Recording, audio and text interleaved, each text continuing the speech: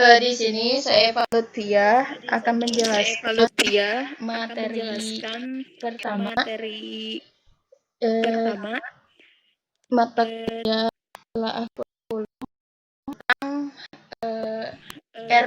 silabus dan RPP.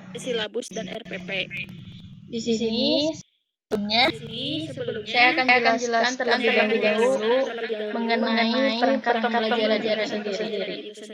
Apa sih perangkat pembelajaran?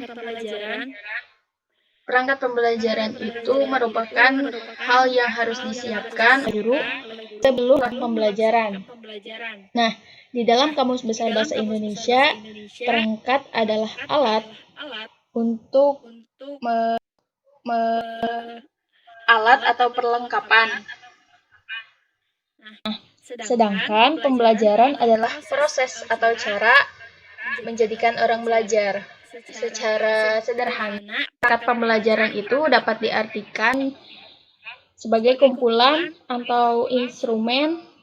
instrumen atau alat yang digunakan dalam aktivitas pembelajaran yang terdiri dari media, alat, bahan, dan panduan.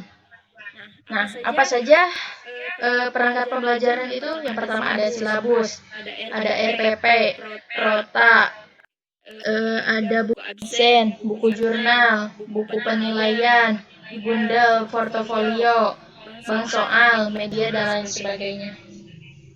Nah,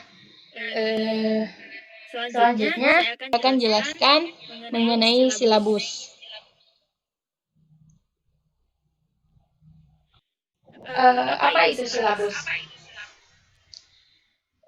Silabus adalah rencana pelajaran pada suatu kelompok mata pelajaran atau tema tertentu yang mencakup standar kompetensi dasar, materi pokok, pembelajaran, kegiatan pembelajaran, indikator penilaian, alokasi waktu, dan sumber bahan atau alat belajar.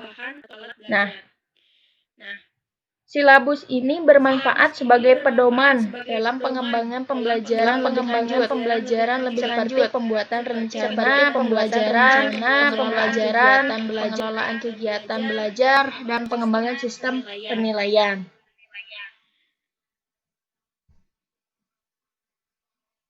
Nah, di sini ada prinsip pengembangan silabus. Yang pertama, prinsip pengembangan silabus itu ilmiah, di mana keseluruhan materi dan kegiatan yang menjadi muatan dalam silabus harus benar dan harus dapat dipertanggungjawabkan secara ilmiah. Yang kedua, harus relevan. Nah, prinsip ini mendasari pengembangan silabus, baik dalam pemilihan materi pembelajaran, strategi, dan pendekatan dalam kegiatan pembelajaran, penetapan waktu, strategi penilaian, maupun dalam mempertanggungjawabkan kebutuhan media dan alat pembelajaran.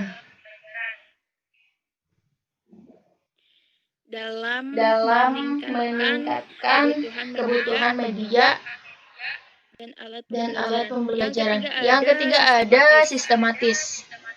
Nah, komponen silabus saling berhubungan secara fungsional dalam mencapai kompetensi. SK dan KD merupakan acuan utama dalam pengembangan silabus ini. Lalu yang keempat ada silabus. Prinsip pengembangan silabus itu harus konsisten. Artinya adanya hubungan yang konsisten antara kompetensi dasar, indikator, materi pokok, pengalaman belajar, sumber belajar, dan sistem penilaian. Lalu harus memadai cakupan indikator, materi pokok, pengalaman belajar, sumber belajar, dan sistem penilaian cukup untuk menunjang pencapaian kompetensi dasar. Lalu yang keenam, aktual dan kontekstual. Cakupan indikator, materi pokok, pengalaman belajar, sumber belajar, sistem penilaian, memerhatikan perkembangan ilmu, teknologi, seni mutakhir dalam kehidupan nyata dan peristiwa yang terjadi. Harus fleksibel. Yang Selanjutnya, lalu lalu harus menyeluruh. harus menyeluruh. Komponen silabus mencakup keseluruhan ranah kompetensi kognitif, afektif, dan psikomotor. Lalu apa Langkah-langkah pengembangan langkah-langkah silabus? pengembangan silabus? Langkah-langkah pengembangan silabus itu yang pertama, guru mata pelajaran. Di sini silabus itu dapat dikembangkan oleh guru mata pelajaran itu sendiri. Jika dia mampu, ya bisa oleh sendiri. Tapi jika tidak, maka dilakukan oleh kelompok guru mata pelajaran. Adanya MGMP. Nah, itu tujuannya untuk itu.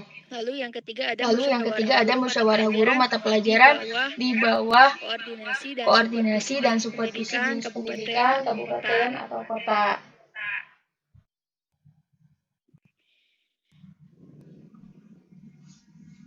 Yang selanjutnya ada komponen silabus.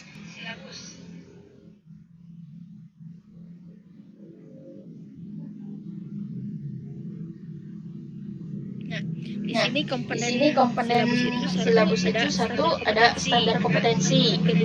Yang kedua ada kompetensi dasar. Tiga materi pembelajaran. Keempat kegiatan pembelajaran. Kelima ada indikator. Ketujuh alokasi waktu. Kedelapan sumber belajar dan keenam penilaian, ketujuh alokasi waktu, dan kedelapan sumber belajar. Selanjutnya ada mekanisme pengembangan dari silabus itu sendiri.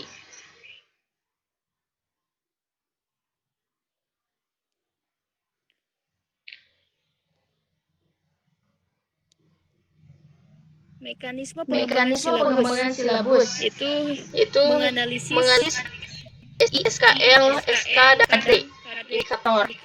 Lalu materi pelajaran ini ada keseluruhan. Yang selanjutnya silabus. Ada beberapa hal yang harus diperhatikan ketika mengembangkan silabus ini. Yang pertama mengembangkan kegiatan pembelajaran. Lalu mengidentifikasi materi pembelajaran. Memperhatikan kompetensi dasar, mengkaji dan menentukan SK. Merumuskan indikator pencapaian kompetensi, penilaian, menentukan alokasi waktu, dan menentukan sumber belajarnya.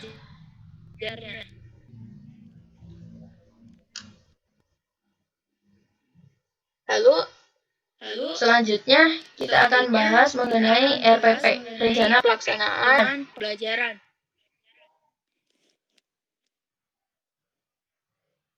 Nah, setiap guru pada satuan pendidikan berkewajiban menyusun RPP secara lengkap, belajar berlangsung secara interaktif, menantang, memotivasi peserta didik untuk berpartisipasi aktif, serta memberikan ruang bagi rasa aktivitas dan kemandirian sesuai dengan minat dan kembangan fisik serta psikologis peserta didik.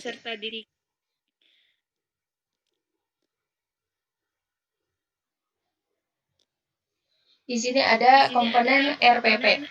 Yang pertama, identitas sekolah. Apa saja dalam identitas sekolah? Yang pertama, nama satuan pendidikannya, nah sekolahnya, tempat pelaksanaan pembelajaran. Lalu kolom identitas benar, nama satuan pendidikan, sekolah, tempat pelaksanaan pembelajaran. Yang kedua, mata pelajarannya, kelas, semester, program studi, jumlah pertemuannya. Lalu standar kompetensi merupakan kualifikasi kemampuan minimal peserta didik yang menggambarkan penguasaan pengetahuan, sikap, dan keterampilan yang diharapkan dicapai pada setiap kelas dan atau semester pada suatu mata pelajaran. Kompetensi dasar. Nah, kompetensi dasar ini adalah sejumlah kemampuan yang harus dimiliki Lalu ada indikator pencapaian kompetensi. Indikator pencapaian kompetensi adalah perilaku yang dapat dilakukan atau diobservasi untuk menunjukkan ketercapaian kompetensi dasar yang menjadi acuan penilaian mata pelajaran. Tujuan pembelajaran yang menggambarkan proses yang diharapkan dicapai peserta didik. Materi ajar atau materi pokok. Nah, materi ajar ditulis dalam bentuk butir-butir sesuai dengan rumusan indikator pencapaian kompetensi. Ada materi, lalu alokasi waktu yang disesuaikan dengan keperluan untuk mencapai KD dan beban ajar. Metode pembelajaran yang digunakan oleh mewujudkan suara ajar dan proses pengajaran agar peserta didik mencapai kompetensi dasar atau seperangkat indikator yang telah ditetapkan. Nah, di sini kegiatan pembelajaran itu dibagi menjadi tiga. Yang pertama, pendahuluan. Di sini biasanya di pendahuluan ini kegiatan awal dalam suatu pertemuan pembelajaran. Lalu ada kegiatan inti, merupakan proses pembelajaran untuk mencapai KD. Lalu penutup, aktivitas dalam kegiatan penutup itu guru sama peserta didik atau sendiri membuat rangkuman pembelajaran. Guru melakukan penilaian atau refleksi, memberikan umpan balik terhadap proses dan hasil pembelajaran, dan merencanakan kegiatan tindak lanjut dalam bentuk pembelajaran ready, program pengayaan, layanan konseling, atau yang lainnya. Lalu ada penilaian. Nah, prosedur dan instrumen penilaian proses dan hasil belajar disesuaikan dengan indikator pencapaian kompetensi dan mengacu pada standar prosesnya. Mungkin hanya itu yang dapat saya sampaikan kepada moderator. Terima kasih. Baik, terima kasih kepada saudari Eva Lutfia. Jadi akan dilanjutkan ya. Contoh RP 2000, contoh R13 satu yang ada RP 13. Perbedaannya yang pertama pada identitas ringkasan kurikulum 2013 tidak masuk lagi RPI seperti ada kurikulum ya. Kemudian pada kurikulum 2006 kompetensi dan indikator itu berdiri, sedangkan pada kurikulum 2013 kompetensi digabung dengan indikator pada lembaga penilaian. Nah, pada kurikulum pusat pengamatan sikap pada bentuk instrumennya dan juga pengamatan sikap sebagai seperti yang contohnya dalam penilaian proses dan hasil. Kemudian dalam langkah-langkah pembelajaran pun juga terjadi modifikasi dalam kurikulum 2013. Seperti kegiatan awal tidak dimasukkan dalam elemen karakter.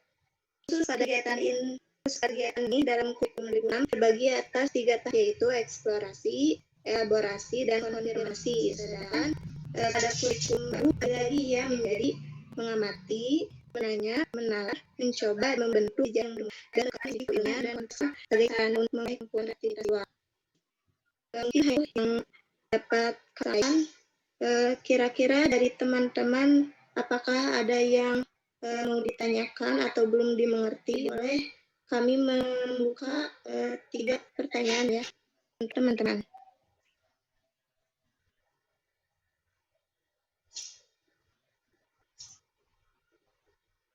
Udah ya, silakan kalau udah ada yang tanya.